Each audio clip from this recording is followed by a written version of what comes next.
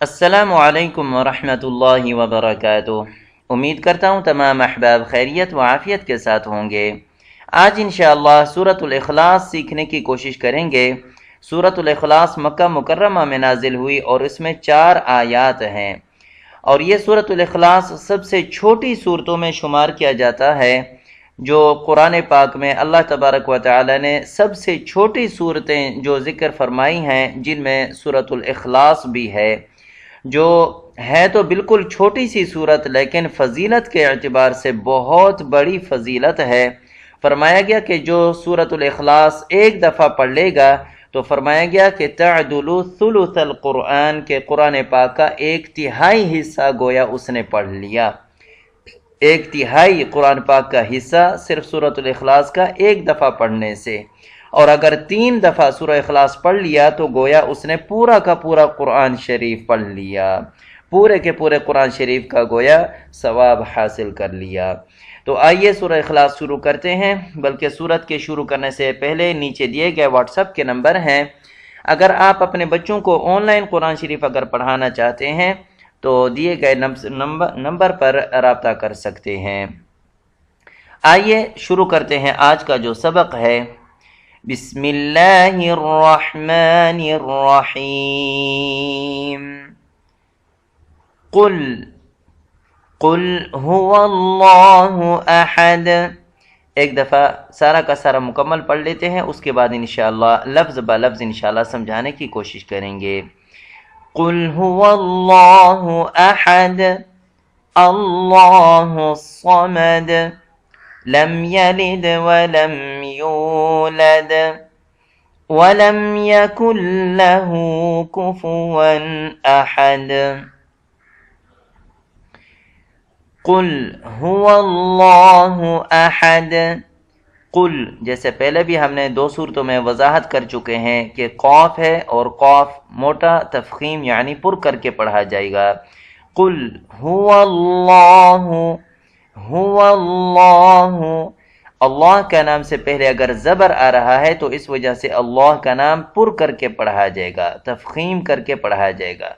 اب جیسا کہ ہم دیکھتے ہیں کہ پچھلے 2 مرتبہ ہم نے یہ بسم اللہ بھی پڑھ کے گئے ہیں، لیکن یہاں بھی اللہ کا نام ہے، لیکن اللہ کا نام یہاں باریک پڑھا جا رہا ہے، بلکہ جہاں کہیں بھی بسم اللہ کا لفظ ہے، جو بسم اللہ جہاں بھی آیا ہوا ہے تو وہاں اللہ کا نام باریک پڑھا جا رہا ہے۔ کیونکہ اللہ کے نام سے پہلے جو حرکت ہے وہ زیر میں آیا ہوا ہے۔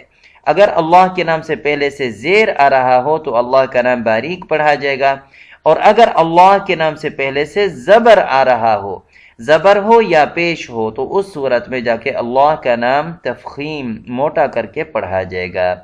قل هو اللہ احد، احد ہا کا اپنا آواز، اور آگے دال قلقلہ ہو جاتا ہے، جیسے ہم نے سمجھایا تھا کہ قلقلہ میں 5 حروف ہیں، اگر وہ جزم کی صورت میں ہوں یا وقف کی صورت میں آ جائیں تو اس کو قلقلہ کر کے یعنی تھوڑا سا ہلا کر کے پڑھا جاتا ہے، جیسے احد، اللہ الصمد، اللہ الصمد، صمد، صاد موٹا کر کے پڑھا جائے اور آگے دال وہ قلقلہ کیا جائے گا۔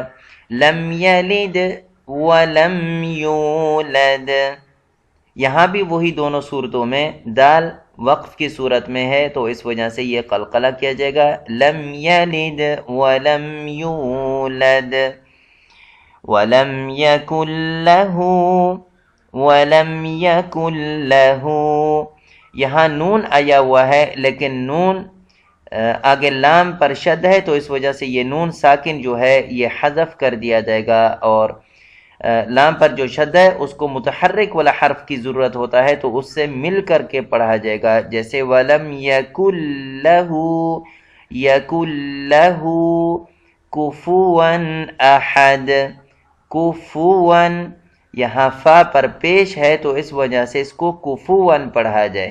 اکثر یہ سنا گیا ہے کہ اس کو پڑھتے ہیں کفوًا، کفوًا، تو یہ غلط بن جاتا ہے، تو یہ پڑھا جائے گا وَلَمْ يَكُنْ لَهُ كُفُوًا أَحَدٌ، احد ہا کا اپنا آواز اور آگے دال جو ہے اس کا اپنا قلقلہ کی صورت میں ہے۔